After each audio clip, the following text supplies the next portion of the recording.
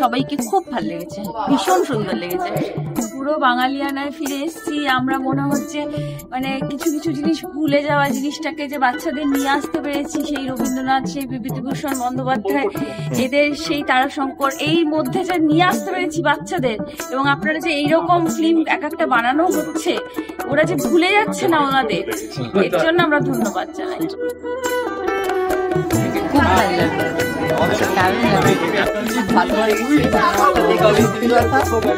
যে নতুন ডাইরেক্টর দুজন যে এরকম একটা সুন্দর সিনেমা আমাদের উপহার দেবে, আমরা সত্যিই ভাবতে পারি। খুব ভালো।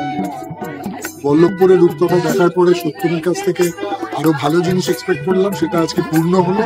এবং সত্যি কথা উনি যেটা বলেছেন, নতুন ডাইরেক্টরদের ডেবিউ ফিল্ম খুব প্রশংসনীয়। আমরা ওদের কাছ থেকে ভবিষ্যতে আরো ভালো ছবি উপহার পেতে চাই।